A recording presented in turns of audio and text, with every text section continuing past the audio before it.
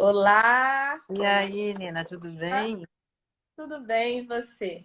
Tudo bem também. Que prazer estar aqui com você. Ai, o prazer é meu, uma lisonja. Imagina! Quando eu anunciei nas redes, as pessoas ficaram enlouquecidas e eu tenho um público um pouquinho mais engajado no LinkedIn, né? Hum, Então lá também, e eu acredito que venha muita gente da rede de lá vir assistir esse que nosso legal. Que bate-papo. legal, vai ser um bate-papo super legal. Eu tava louca para encontrar com você. Já Sim, admiro o seu trabalho há um tempão e é uma ótima oportunidade essa. Na verdade, essa coisa do isolamento social está fazendo a gente ter tempo para conversar mais com um monte de gente que a gente conhecia. Assim, encontrava num evento, sabia quem era, acompanhava o movimento, né? Sabia o que estava fazendo, mas não tinha oportunidade de conversar. E agora, com esse tempinho forçado que a gente está tendo, compulsório, eu estou conhecendo um monte de gente que eu só conhecia de obas e olás, ou de encontros muito sim. esporádicos, e agora eu estou tendo a oportunidade de conversar. Para mim está muito interessante. É uma das coisas, dentre tantas coisas ruins, dessa pandemia é uma das coisas que eu estou achando legal, ter mais tempo para conhecer mais gente, Pra, mesmo nesse mundo virtual. Sim, né? Uma das coisas que eu venho falando, o nosso isolamento ele é físico, ele tá bem menos isolamento social do que antes, né? Tinham muitas amigas que eu não sentava e batia um papo, e agora a gente está fazendo happy hour online. Tinham pessoas que eu gostaria de conversar e nunca conseguia um tempinho de agenda, nem meu, nem da pessoa. Muita gente que você queria parar para ler, ou então ter aquele conteúdo, e muitas das vezes a pessoa não estava nem tendo tempo também de colocar esse conteúdo para fora, então você está se abastecendo mais das pessoas.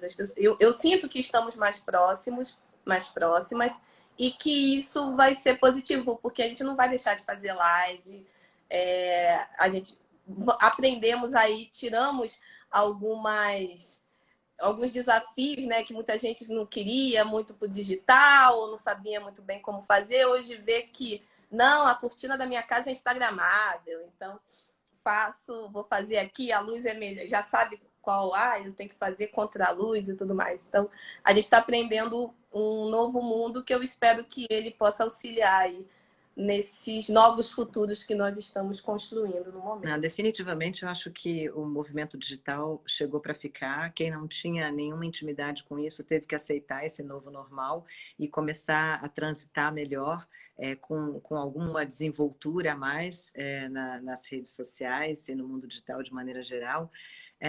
E mesmo quem não tem tanta oportunidade no mundo digital, e a gente tem aí metade do Brasil que nem água encanada tem, quanto mais computador e acesso à internet em casa, essas pessoas também estão mais visíveis para todo mundo, né? Para nós do mundo digital, para nós um pouco mais privilegiados, né? Pessoas invisíveis ficaram visíveis para nós. Isso eu acho que também está sendo um movimento muito bacana, né?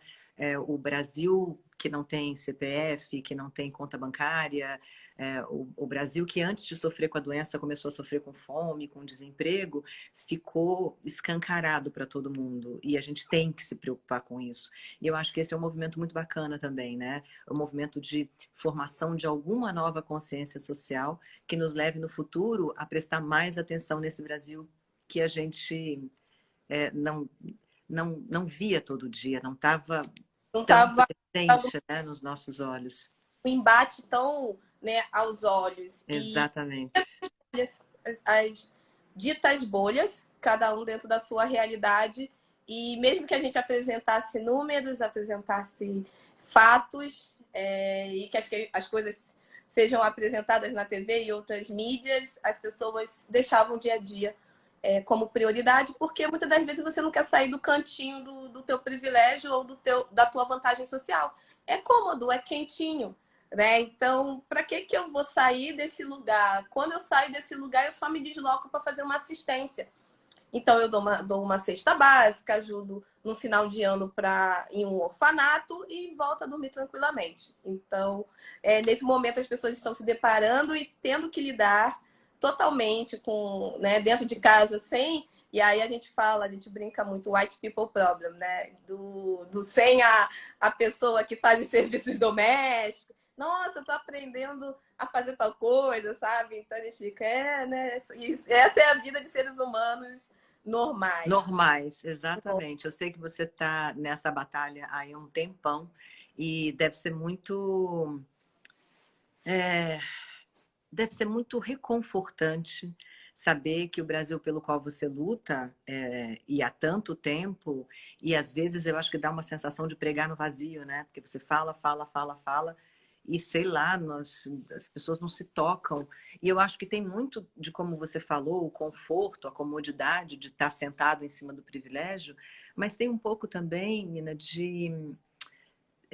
não são coisas que você aprende todos os dias, porque elas não estão na mídia todos os dias, porque as escolas não ensinam desse jeito, né? As escolas não ensinam que tem uma herança nefasta, horrorosa da colonização e que a gente precisa lidar com isso hoje, que tem um monte de gente que foi largada no vazio e que esse é o Brasil que a gente tem e que essas desigualdades nasceram em algum lugar, elas vêm de algum lugar.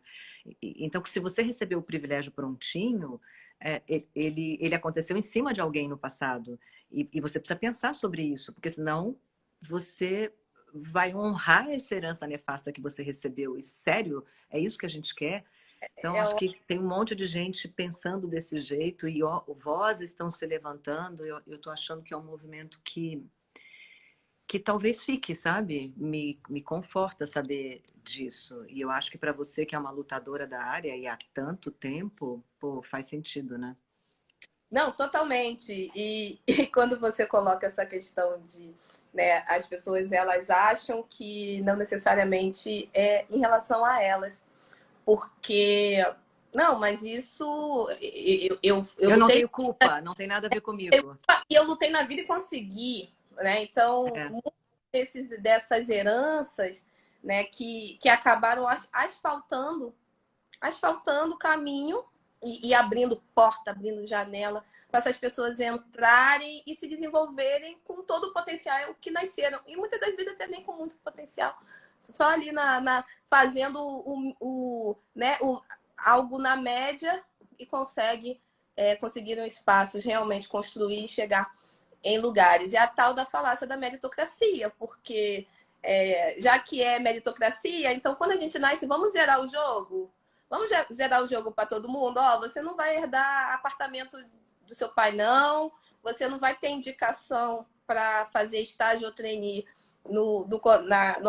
na empresa do colega do teu pai. Você também não vai ter a questão, os processos seletivos, ninguém vai saber quem é preto, quem é branco e nada. A gente não vai falar de boa aparência, né? A antiga boa aparência. Então vamos zerar o jogo de início. O jogo foi zerado, não foi zerado, né? As pessoas partem de lugares diferentes na história e mesmo quando a gente parte, digamos, dá oportunidades iguais, essas oportunidades não conseguem ser realmente aproveitadas da mesma maneira, porque o racismo, o machismo, a homofobia, elas vão, né, atravessando a trajetória dessa pessoa. Então, ainda tem a questão de onde você parte e o caminho, mesmo que seja dado a oportunidade, você não consegue, muitas das vezes, performar da mesma maneira que as outras pessoas têm um caminho muito mais livre. As pessoas não saem do mesmo lugar, isso é bastante óbvio, mas parece que não era antes para muita gente, né? Que você não parte do mesmo lugar. E além de homofobia, racismo, machismo e tantos outros ismos que a gente tem no Brasil, você tem coisas muito cruéis. Uma criança que na primeira infância não tem água tratada, não tem casa com piso, que é que é a realidade de quantas e quantas favelas do Brasil, ela passa a primeira infância com todo o sistema imunológico dela tratando de germes e bactérias e vírus, enquanto o cérebro deveria estar sendo desenvolvido. Essa criança tem menos chance de desenvolver capacidade cerebral, capacidade de fazer sinapse, do que uma criança que cresce em condições de saúde normal. É injusto isso. Então, esse negócio de meritocracia, cara, para mim isso assim, Não, não gosto nem de discutir esse trem, porque é tão falácia, é tão tolo que é justificativo para privilégio, não tem outra definição. Quando você fala dessa questão do saneamento básico, né, me vem duas questões à cabeça que eu tenho algumas parcerias, amigas que fazem um trabalho em países no continente africano, e a gente tem altos índices, e aí globalmente falando, né, o maior índice de mortalidade infantil é a diarreia. Né? Então, elas têm um trabalho de colocar, de doar chinelos para crianças, e milhões de chinelos. É uma coisa que me arrebata só de pensar, né? Que por conta de você ter um chinelo, ter um calçado, você está salvando a vida dessa criança. Que coisa louca, é mesmo? Que trabalho bonito. É uma ONG que só faz isso? Deixa eu. Qual é o. Eu vou lembrar o nome no decorrer aqui. Tá. Da coisa e vou te passar. Tá. Muito interessante esse trabalho, hein? Bem bacana. Elas têm 2 projetos grandes. E aí quando... Eu conheci alguns projetos na Colômbia de colocar piso em casa, porque faz muita diferença, né? Uma criança que cresce com piso em casa e uma criança que cresce no chão batido, né? É bem diferente. Por isso que eu me interessei por essa coisa aí dos chinelos. Bem legal esse trabalho. É muito bonito. E tem a questão, uma vez eu fui dar uma palestra lá, toda esplêndida, para falar numa empresa lá, para Cilevel. E aí tinha, antes de mim, foi uma outra palestrante falar de saneamento básico, até de uma empresa aí privada que vem trabalhando isso no Brasil. E ela foi apresentar números das pesquisas, né, sobre saneamento básico. E aí ela apresentou um número que foi crianças que não têm saneamento, não têm acesso a saneamento básico na primeira infância, não chegam a completar o primeiro, né, o ensino fundamental. É ligado diretamente à educação, a saneamento básico. E aí, na hora, todo mundo me olhou, eu estava chorando, eu estava em prantos, assim, chorando, e as pessoas perguntando o que era. E aí eu comecei a minha palestra falando, gente, a minha mãe tem até a 4ª série do antigo colégio. E eu, até os 18 anos, ia na casa da minha avó e a gente fazia as necessidades no mato. Não tinha luz, até os meus 18 anos. Né? Minha mãe é quilombola do interior do estado do Rio de Janeiro. Você nasceu lá, Nina? Eu nasci no Rio, mas já em São Gonçalo. Né? Minha mãe, no Jardim Catarina, que na época era o maior loteamento favelizado da América Latina. Mas a minha mãe saiu de Campos, mas numa região bem afastada, logo quase Espírito Santo, do Canavial, com 18 anos, para poder ser doméstica no Rio de Janeiro. E a ganhar a vida, né? O antigo ganhar a vida. E ela não teve saneamento durante os 18 anos que ela esteve no lugar de origem dela, na cidade de origem. E ela fez até a 4ª série do antigo primeiro grau, né? Então, tá ditado ali, ou seja, ela tem uma filha hoje que foi homenageada pela Forbes, ela tem uma filha hoje que foi premiada pela ONU, ela tem uma outra filha mais velha que tem 2 graduações, 2 especializações, e então realmente faz a diferença, não tem capacidade, não tem a ver que a Nina é um gênio, não, mas é a Nina, não, né? Não. É minha mãe, ou seja, se eu sou gênio, se eu sou foda, ela é fodona, né? Como a gente costuma dizer. Então, não, é realmente a questão de você dar estrutura, essa estrutura, dando oportunidades e dando ações intencionais para a equidade. Claro. Mas aí a gente começou o papo sério antes. A gente começou o papo sério aqui antes. Mas é que você engatou nesse papo de mudanças que a gente está percebendo com o isolamento social. E algumas são forçadas, mas talvez venham para melhorar a gente, né? Sim, então, com certeza. O Projeto Compaixão, o Alan colocou aqui. Projeto Compaixão, campanha Doe Chinelos, o Projeto Compaixão. Eu vou anotar, viu? Eu achei tão legal isso, tão legal. Deixa eu tirar uma foto aqui, porque depois eu vou... É ótimo. E eu tenho contato delas. Legal. E aí eu queria, né, gente? Ana Paula Vasconcelos, padrão, né? Vida em Brasília.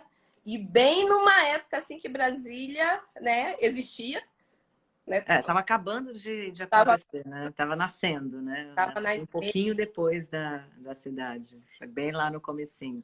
A Brasília que eu me lembro é uma Brasília de terra vermelha, muita árvore de cerrado, pouquíssimos prédios construídos. Era o interior do interior. Eu sou caipira também, porque Brasília era muita caipirice. Assim, era um pedacinho de Goiás, já era Distrito Federal, obviamente, mas era a vegetação de cerrado ali daquela região perto de Goiás, inserida naquele território, e era muito interior, porque estavam se abrindo as estradas que levavam ao Distrito Federal, estavam se construindo os prédios da Cidade Nova. Então, foi uma aventura, foi uma infância de aventura mesmo, muito esquisita, porque não era bem interior, porque não era uma cidade de interior, né? Era uma cidade sendo construída, sendo erguida com prédios, é, mas vazia, não dava para dizer que era uma cidade ainda. Era muito, muito esquisito aquilo. Muito Não, estranho. gente, até hoje Brasília em si, vamos combinar, né? Que aquela coisa de você tem uma farmácia, um poste, uma banca de jornal, né? A parada de ônibus, aí daqui a 1 quilômetro você tem a mesma coisa, assim, você fica, já é bem estranho, mas eu fui dar uma lida um pouco sobre, né, a sua origem, também a gente conhece muito da profissional, mas a gente precisa entender também a origem para entender alguns processos, né? E tem sido muito bacana também acompanhar o teu feed, porque você vem se bem cortinada, né? Você vem se colocando bastante seu dia a dia, algumas ansiedades, e eu compartilho de muita coisa que você tem colocado, bastantes descobertas sobre esse período de amadurecimento. Eu adorei o que você colocou hoje sobre os abacates. Eu gosto de botar o povo para pensar, porque eu fico aqui pensando, pensando, pensando, e eu adoro analogia. Eu acho que quando você faz analogia sobre as coisas, você entende melhor o que está se passando. Se você conta uma história sobre qualquer coisa, é melhor do que fazer um discurso sobre qualquer coisa. Talvez porque eu seja jornalista, né? O meu negócio é contar história, então eu fico no meu ambiente quando eu conto uma historinha. Então eu curto fazer essas historinhas para as pessoas irem compreendendo o meu momento, sabe? Em vez de fazer um discurso sobre ele. Gostoso. E aí, para quem não sabe, acredito que a maioria saiba, mas além, né, de apresentadora atualmente, jornalista desde sempre, a Ana Paula, ela é empresária e é muito bacana ver. Eu acho tudo muito complementar, né? Tem pessoas que acham que são coisas dicotômicas e tudo mais. Eu vejo a pluralidade de skills, e aí vocês falam bastante disso, da questão dos soft skills na escola de você, mas essa pluralidade, né, de possibilidades, hoje em dia é muito bem visto, né? Sim. E é muito visto nas empresas. Eu queria que você falasse, né? Lógico, todo mundo te pergunta isso, eu vou perguntar, porque já perguntaram aqui, mas depois eu queria entrar bastante nessa seara da gente falar de desenvolvimento, liderança, do pensamento, do mindset de empresas, de como as empresas hoje devem olhar para o ser humano. Vocês vêm trabalhando bastante sobre isso na escola e, ao mesmo tempo, você tem aí bem multifacetada com a agência, né? Além do que você já mantém aí, não sei quantos programas, nem sei quantos Masterchef você Tem um monte, tem um apresenta. monte, tem um monte. Mas Eu acho que antigamente a gente tinha carreiras mais ortodoxas, né? Mais certinhas. Então, quando eu comecei a me afastar de um modelo mais certinho de carreira, as pessoas estranharam um bocado no início. Então, quando eu saí do jornalismo tradicional para empreender e abrir minha primeira empresa, que é a Tuareg, que é uma agência de conteúdo, a gente faz basicamente comunicação em vídeo prioritariamente para o mercado corporativo, e já tem 12 anos no mercado essa empresa. As pessoas estranharam, porque jornalista não virava empresário naquela época, jornalista não tinha a própria empresa, né? Jornalista não empreendia, porque na verdade não é ser uma empresária, não é ter uma empresa, era abrir um negocinho. Eu fui lá e abri o meu próprio negócio. As pessoas achavam aquilo muito estranho, porque jornalismo, sabe, jornalista não abria negócio. E eu fui lá, abri o meu primeiro negócio e quebrei a cara um monte de vezes, foi muito difícil, demorei uns 4 anos para encontrar ali o DNA da empresa, quase quebramos. Algumas vezes, no Brasil é muito difícil você empreender, né? Você sabe muito bem disso. E, mas aí eu vi que era assim que fazia, que tinha que ir lá e fazer. Então você descobre que não é aquela coisa misteriosa que todo mundo acha que deve ser muito difícil. Bom, é muito difícil, mas você perde o medo. Você ganha uma certa coragenzinha quando você faz pela primeira vez, quebra a cara e vê que dá para levantar e fazer de novo, sabe? Você perde o medo de fazer. E aí eu, enfim, continuei com essa empresa e comecei a falar com mulheres. Já tem uns 20 anos que eu falo para mulheres. É no Estudo o portal. universo feminino, comportamento feminino, mercado de trabalho feminino, o feminismo, os movimentos feministas e comecei a me comunicar com as mulheres, primeiro com a Tempo de Mulher, que foi a primeira empresa que eu abri para me comunicar com mulheres. A gente chegou a ter um site bem grande na época dos sites ali, né, nos anos 2000 e blá. É, Lembro. então, e aí esse site foi dando filhotes assim, acho que a empresa mais bem sucedida delas é a Escola de Você, que é uma escola para formação de mulheres no mundo, para desenvolvimento de autoestima, para empoderamento, para você conseguir extrair o melhor de você na vida e nos negócios. É uma escola de soft skills, desenvolvimento de habilidades não cognitivas, focada principalmente em mulheres. E a gente tem cursos online, a gente faz consultoria para algumas empresas, curadoria de mulheres e de conversas com mulheres e ajuda empresas que querem se comunicar melhor com mulheres, tanto suas clientes quanto as suas colaboradoras também. E é, tem uma magia nessa coisa de fazer muitas coisas ao mesmo tempo e elas serem muito diversas.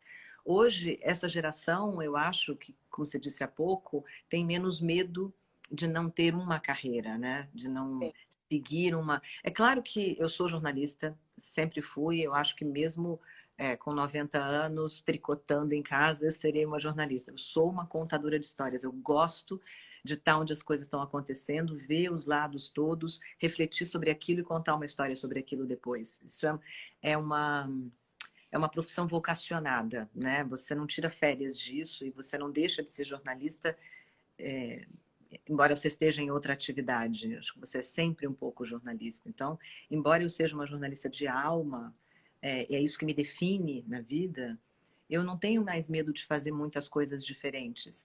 E que eu acho que é uma coisa muito bem aceita por essa geração. Eu lido muito com jovens estagiários, jovens profissionais da área de comunicação, e eu percebo que eles não têm nem carreira e nem um emprego único. Os nossos pais, os muito bem-sucedidos, faziam carreira em banco, ou carreira militar, ou uma carreira numa empresa. Fiquei 38 anos naquela empresa. Hoje não é mais assim, né? Você fica ali um período, tá bom, você vai ficando, não tá, você muda. O mercado muda, você fica com vontade de fazer outra coisa. Você resolve investir no seu próprio ócio. Então, não, o ano tem 12 meses, eu quero para mim pelo menos 3 desses, para eu viajar, para eu fazer o que eu quiser. Então, mudou muito a relação com o trabalho. E que bom que é assim, porque a gente sabe que o planeta não comporta emprego para todo mundo. Tem um excedente. E a gente vai ter que administrar isso de alguma maneira. Então, acho que realmente a gente ter uma relação nova com o trabalho e admitir a nossa pluralidade de interesses e não ficar tratando interesses como hobbies a vida inteira, porque não é assim. Se você tem um interesse, vai lá e desenvolve. Você pode desenvolver isso profissionalmente. Isso pode dar muito dinheiro, pode dar pouquíssimo dinheiro, pode te dar apenas prazer, realização de um propósito, de uma meta de vida, mas acho que realmente a relação com o trabalho tem que ser diferente hoje. A gente tem que aceitar que o mundo mudou e que é bom que tenha mudado, porque eu achava muito cruel essa coisa de você ter que responder a vida inteira por uma tarefa. E é muito pequeno, eu acho. O humano é muito maior do que isso, sabe? Sim, e ser denominado em relação ao cargo, né? Então, você recebe É um crachá. é o crachá, você é aquilo. E quando as pessoas se apresentam, hoje em dia eu me divirto, assim. Às vezes eu estou em alguns grupos de WhatsApp que tá CEO de fulano, CEO de ciclano, só tem si, né? Todo mundo é of things, porque é sempre chefe de alguma coisa. Que continua sendo um mindset antigo, né? De você ser Claro. chefe de algo. Mas eu mesma, sendo como CEO do Movimento Black Money, muito mais para falar diretamente com essas pessoas do que realmente ser uma CEO do movimento, porque nós somos uma movimentação alocrática. Mas quando as pessoas se empoderam daquilo. Então, eu sou doutora Carla Verônica advogada, como a minha irmã costumava dizer. E aí eu brinco muito nos grupos de WhatsApp, que as pessoas vão se apresentando, falam o nome e o cargo, né? Nome e cargo. E eu falo, oi, eu sou a Nina, filha de Dona Marise. Tudo bom? E as pessoas ficam tontas, assim, sem entender o porquê. Mas é isso que me define em início, né? Quando eu nasci, quem é que estava lá? Era a Dona Marise. Meu pai teve que fazer um rolê, nem na hora que eu nasci, não podia, as circunstâncias não deixavam ele estar ali naquele momento. Então, o que nos define é o que nos leva durante toda a vida, o que nós carregamos enquanto, né, enquanto causa, propósito, o legado que a gente quer construir, e isso independe de qual cargo, função que eu estou exercendo em qual lugar. E uma das coisas que eu vejo muita similaridade da nossa caminhada é sentir que aquele lugar já deu. Deu para mim, né? Igual a música, deu para mais. Deu para mim e não tenho medo de parecer que esse lugar era o lugar que toda pessoa gostaria de estar. E eu estou abrindo mão, né? Eu estive durante aí 10 anos de carreira na área de tecnologia até chegar a gerente de tecnologia. Então, enquanto uma mulher preta, né, pessoa preta, mulher, e na época com 31 anos de idade, aquilo era o auge. E eu simplesmente tive um burnout por conta de eu não ter visto a minha não satisfação naquele espaço. E tudo foi desmoronando ao redor. E eu já estava desmoronada internamente. E até que eu falei, não, eu estou me retirando. Estou indo morar num outro lugar. Fui estudar uma área que também me completa, faz parte de mim. E as pessoas acharam aquilo enlouquecedor. Quando eu retorno ao Brasil, eu vou e abro um salão de beleza de cabelo afro, sabe? E é isso, né? Porque eu estava numa busca de pertencimento. E aqueles espaços que eu estava enquanto Chief of alguma coisa, não eram espaços que me davam esse pertencimento por conta da não autonomia. Por mais que eu tivesse o cargo, tinha acionista, tinha quem, né? Quem eu tenho que dar o dinheiro de tantos saves e resultados maravilhosos. E aquilo não me bastava mais. Então, eu queria saber de você se esse momento, e já vi várias entrevistas tuas falando sobre isso, e te perguntar também se eu tô louca ou não tô louca, mas eu tenho quase certeza que eu já assisti você falando sobre a sua voz, que você redescobriu o seu tom de voz, porque e isso para mim, você não tem noção como eu fazia isso. Eu tinha uma voz rouca quando eu lidava sabe? Com os meus subordinados e tudo mais.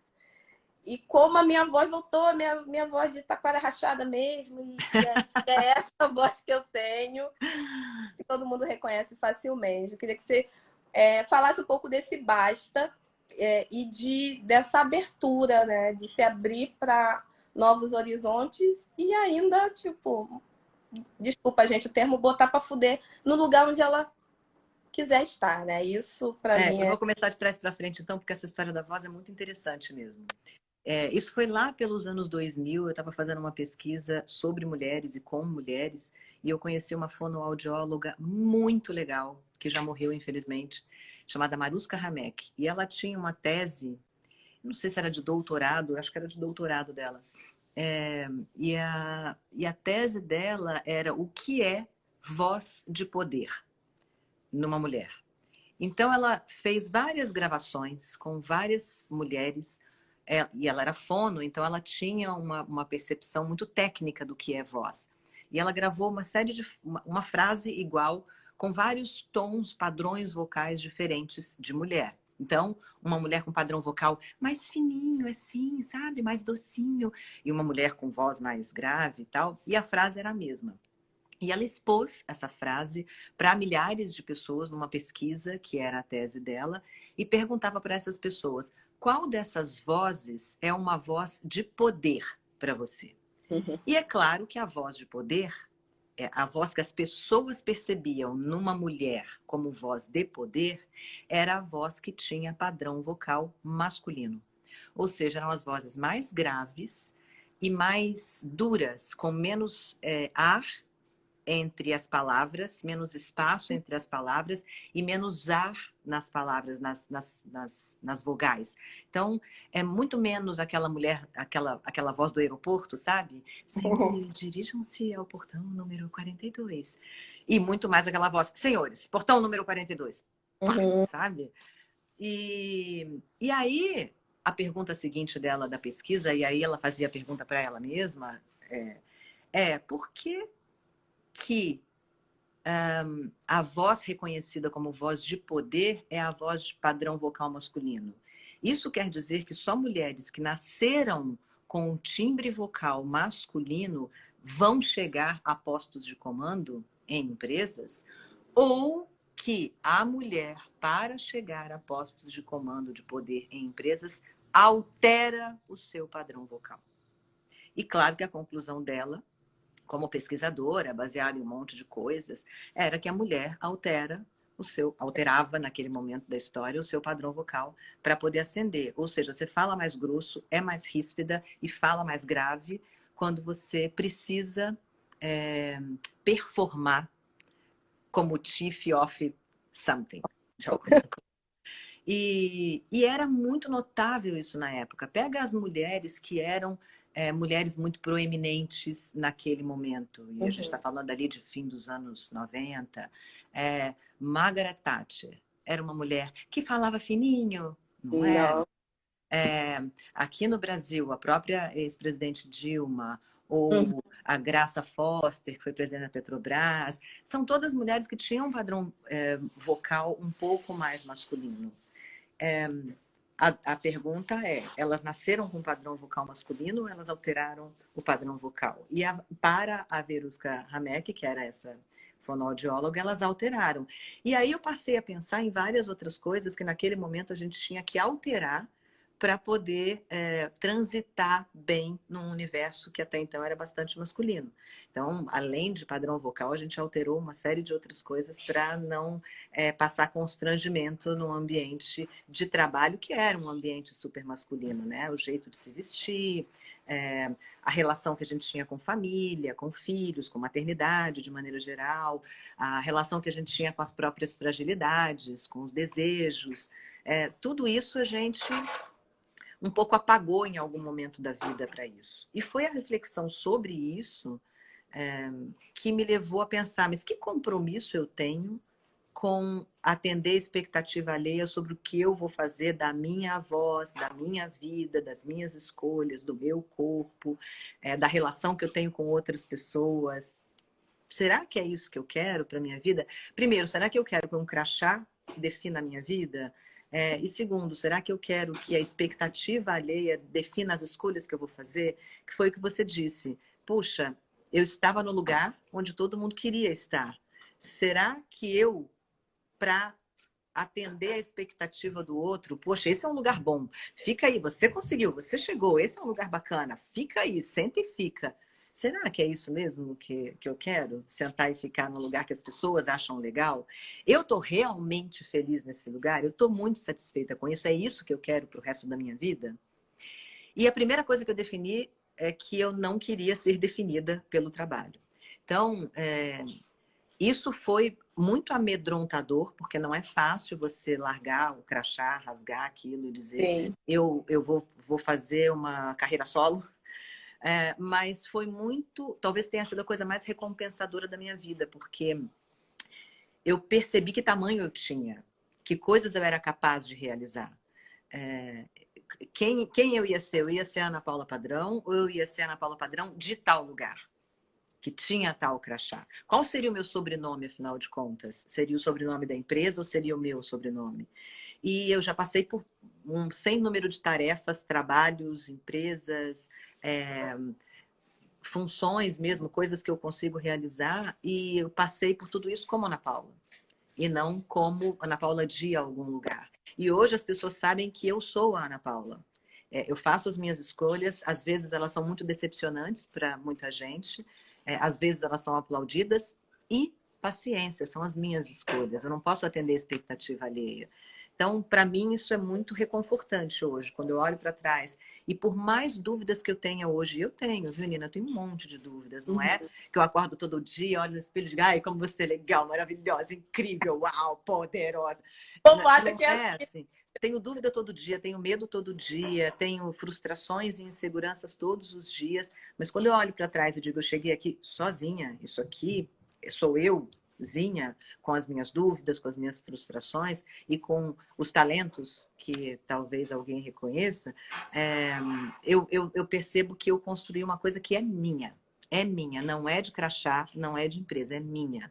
E é muito legal, porque as pessoas respeitam isso. Elas compreendem, às vezes elas ficam meio frustradas, porque você não está mais fazendo aquilo que ela gostava que você fizesse, mas é a sua escolha, e ela passa a respeitar você, porque é você, e não porque você representa uma outra coisa, uma outra pessoa, uma instituição qualquer. Sim, que no final do dia é resultado, legado para outras pessoas e não para você. Então, o que vai realmente, né, o que você carrega como a sua verdade, é isso que te faz dormir tranquila e acordar com cheia de inseguranças que faz Que tudo bem assim mesmo? faz grandona, né? Você é muito grande, Ana, você não tem noção da grandiosidade. Eu falo isso por conta da gente se reconhecer. Quando você olha para uma pessoa que tem uma trajetória que, por mais tenha vindo de outro lugar, diferente do teu, tenha tido caminhada diferente, mas você consegue ainda se ver nessa pessoa, porque essa pessoa, ela realmente é grandiosa na transparência das coisas que ela faz. Né? Então, você sair digamos, da tal maior emissora do país né, e sair de uma bancada que é o lugar que determina se você, enquanto pessoa jornalista, realmente chegou lá. Né? A bancada, ela faz isso, né? E é uma Faz. Mas o mais curioso é que eu fiquei. Eu tive muitos empregos antes da Globo e tive muitos empregos depois da Globo. Talvez a Globo tenha sido o lugar, talvez não, com certeza foi o lugar onde eu fiquei mais tempo. 18 anos. 18 anos. E toda essa reflexão que eu fiz sobre a minha vida, eu fiz lá. Eu aprendi a pensar como uma jornalista que foi formada por uma escola muito boa de jornalismo, que é a Globo. Então, eu até devo a reflexão que eu fiz sobre as escolhas que eu fiz a ter podido participar dessa escola e ter passado por ali, sabe? Então, você tira coisas legais, aprendizados muito ricos e muito profundos de momentos em que você tem muitas dúvidas. E é assim mesmo, tá tudo certo. Dá medo pra caramba. Mas como diz uma amiga minha, Ana Fonte, está com medo? Vai com medo mesmo. Medo mesmo, Aninha. A Aninha vou fazer live com Ana, não sei se é dia 3 ou dia 8. Ô, delícia! Eu vou estar lá para assistir, tá bom? Me manda um card que eu vou estar lá para assistir. Adoro a Ana Fontes. Faz um trabalho lindão. Sim, amo, Ana. E quando a gente fala, né, dessa questão no lugar que a gente pode refletir e a gente tem essa coragem. E quando a gente fala coragem, não é uma coisa que é para poucos, né? Parece que coragem é algo que, ai, fulano é corajoso e tal. Também tem momentos de vida, né? Tem momentos de vida que você, às vezes, não pode nem exercer tamanha coragem. Você tem lá uma família que depende de você, você tem filhos, enfim. Uma conjuntura que naquele momento você, mesmo com coragem, você respira e desenha um planejamento para o alcance daquilo que você quer. E é uma das coisas que eu acredito que seja falado na escola e que eu trabalho também muito, tanto com empreendedores, profissionais negros, quanto mulheres também. Acabo mentorando muitas mulheres brancas, né? E já mentorei homens brancos também, alguns deles. E que falo assim, imagine para que eu vou ter um mentor que teve a caminhada e portas abertas iguais às minhas, e não vou ser mentorado por uma pessoa que teve um caminho muito mais complicado de andar do que o caminho que eu tenho. Eu vou aprender muito mais e vou ser muito mais acelerado. Então, eu já tive essa experiência. Muito e aí, interessante quando você fala, né, desses momentos, também atentar, né, o que é possível. E eu falo, tem muita gente que fala, eu vou largar um emprego hoje, vou empreender e vai dar tudo certo. Vai dar tudo certo. Ou vai dar tudo errado para dar tudo certo depois. E, né? Faz parte. No meu salão eu quebrei em 6 meses e voltei para a área de tecnologia. Então, é muito do momento. Mas você tem que fazer o entendimento do seu momento. E o seu momento não é só seu, né?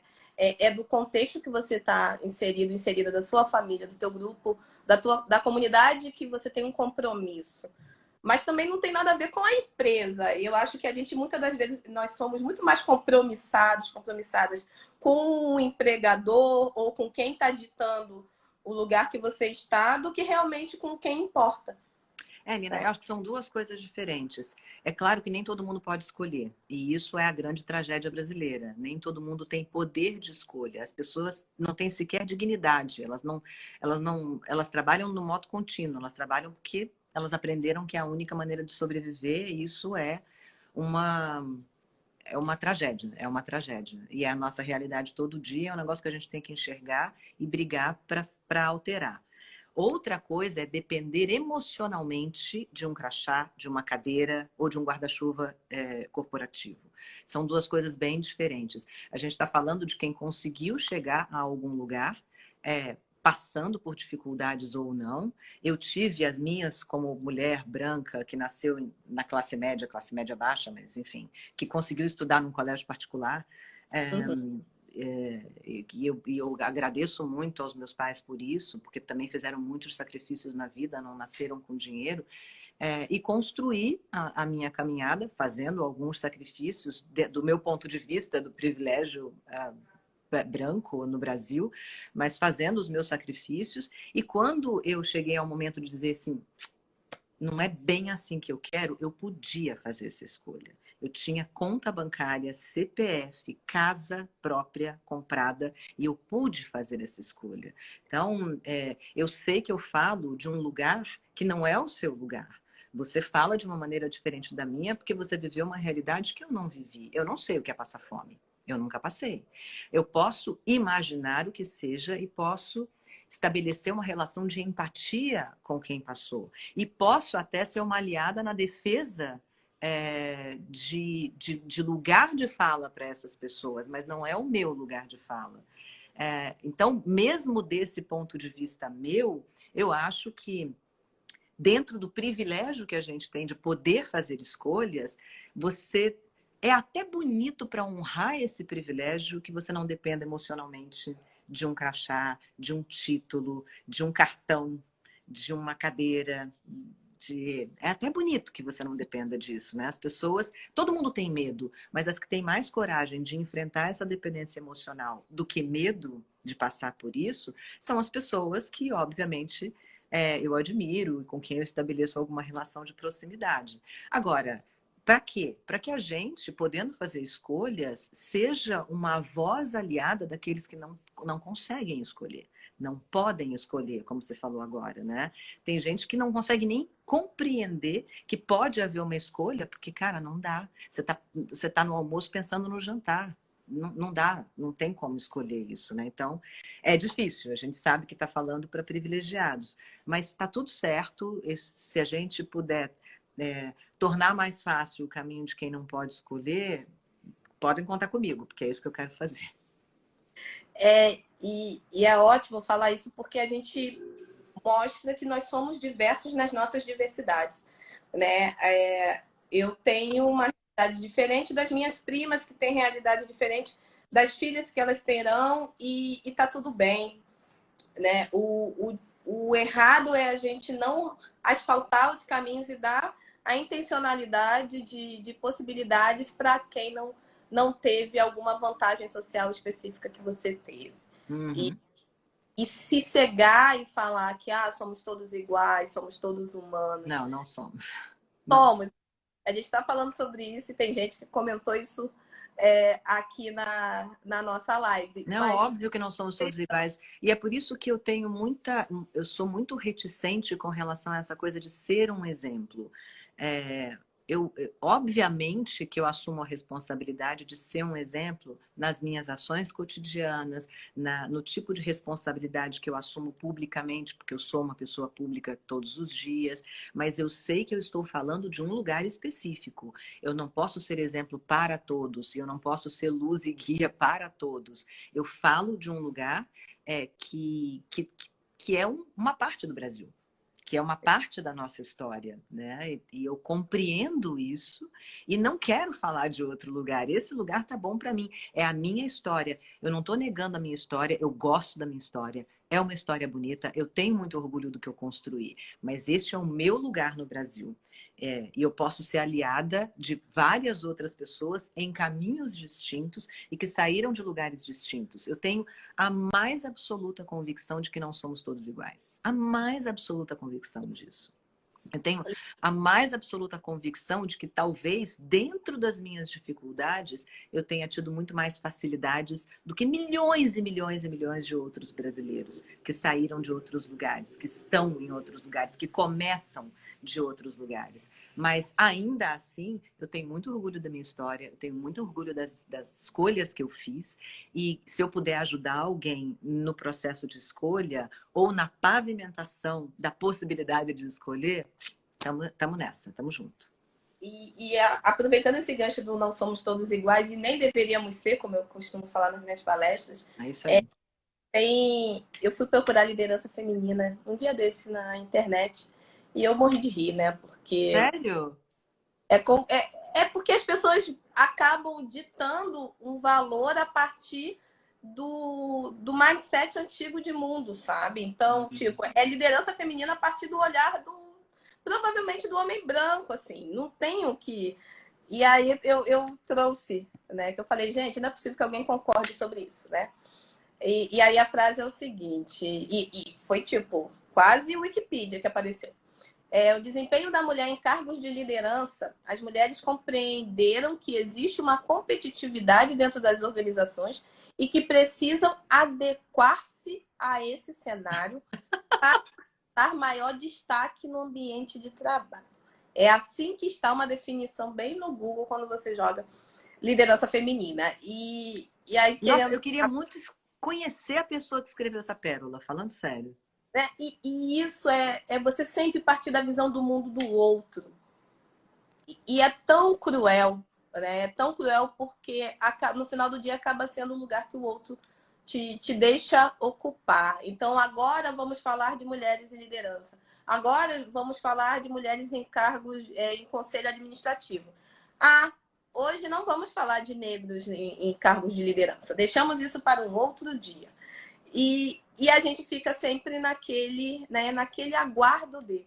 Então, aproveitando para quem não é da rede do Movimento Black Money, né, para falar, hoje eu estou enquanto Chief of Executive Officer do Movimento Black Money, e que é uma movimentação hub alocrático, a gente não tem esse processo hierárquico, mas a gente tem papéis que precisam ser desempenhados, senão vira um caos não produtivo, é um caos um pouquinho mais produtivo, e nossas áreas de atuação são desde educação, comunicação e serviços financeiros para a autonomia da população negra, né, no Brasil, e eu falo no Brasil e no mundo. E todos os nossos esforços e ações são para trazer, sim, pessoas negras para o centro e protagonismo e realmente para serem donos e donas das suas vidas, né? Tem um termo, um jargão bem esdrúxulo, que é ser CEO da sua própria vida. É bem esdrúxulo, mas tem um significado aí por trás, né? Que é essa coisa bonita que todo mundo quer ser, seja mais da sua própria vida, sabe? E possa realmente desenhar novos futuros possíveis para ela. E aí eu queria saber de você nesse contexto hoje, né? Nós estamos em momento de quarentena, você tem se colocado bastante, colocado como você acorda e o processo que nem todo dia a pessoa tá bem, e eu tô aí juntinha contigo, porque nem todo dia eu quero fazer live, porque eu não quero. E aí, né, a questão da cara limpa, eu acho isso muito bacana, né, essa transparência consigo mesma. A cara limpa é para si, não é para o outro. Exatamente. Né? E eu queria muito que você falasse desse momento e como que estão os projetos, porque se a gente pensa em TV, né, a gente tem aí um agravante, que é a questão da presença física, tem alguns programas que estão parados, tem outros que foram adaptados a esse momento, e tem uns que acabam aí tendo que continuar, tendo aí, entre aspas, e o exemplo da Luciana Barreto, minha amiga, que acabou contraindo, né, sendo contaminada pelo Covid-19, e agora já está ótima, teve poucos sintomas, mas acaba sendo, parece que, encargos, questões da profissão. Você sente isso, que dependendo da profissão é necessário? Como que está esse seu momento e o que você espera para o pós-pandemia? Olha, Nina, sobre necessidade de trabalhar durante essa pandemia, eu acho que na minha área de atuação, que é a mídia, algumas coisas sim são necessárias. O jornalismo, por exemplo, não pode parar. Então, é necessário que repórteres estejam na rua, que jornalistas estejam cobrindo, que estejam registrando isso que está acontecendo no Brasil e no mundo inteiro. É necessário que alguém leve um jornal ao ar. Você tem uma equipe técnica gigantesca atrás das câmeras que faz isso, desde os profissionais de áudio, de iluminação, os profissionais que mexem com todo o sistema que transmite um jornal para a TV, os jornalistas da imprensa escrita, os de rádio estão conseguindo trabalhar razoavelmente de suas casas, mas os repórteres não, eles têm que ir para a rua. Então, isso tem que acontecer, não tem jeito, e quem faz jornalismo já sabe que trabalhará em momentos bons e em momentos muito ruins. É da profissão, e por isso é uma profissão vocacionada. Não dá para um médico dizer, ah, não, está muito perigoso, agora eu não vou trabalhar. Não vou para cá, não vou trabalhar.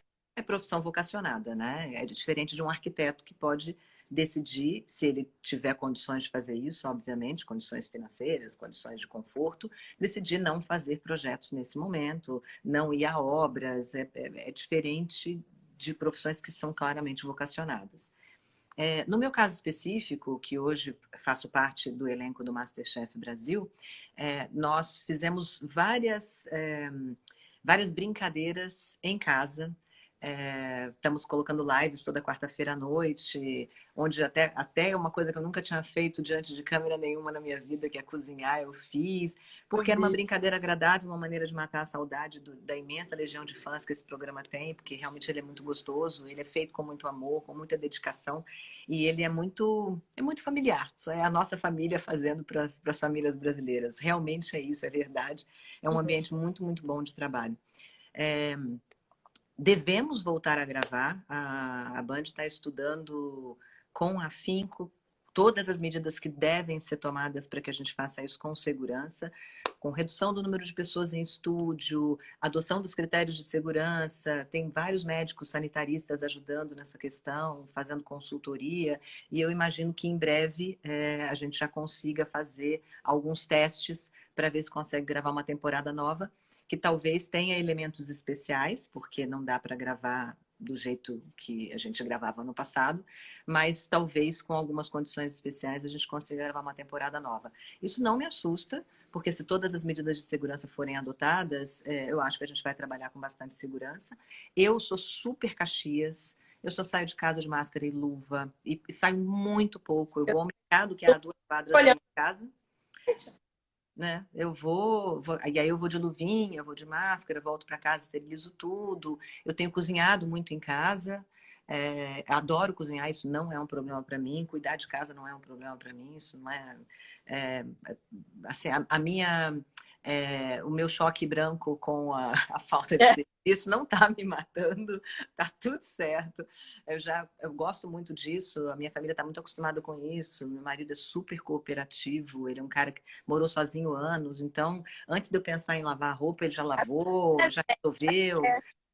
Não tem essa coisa de me ajuda aqui, não. Ele toma iniciativa, vai lá, faz. Então, não vou cozinhar hoje, não tem problema, ele vai lá, se vira, abre a geladeira, faz alguma coisa. Tá tudo certo. Eu não tenho não é um drama para mim essa questão.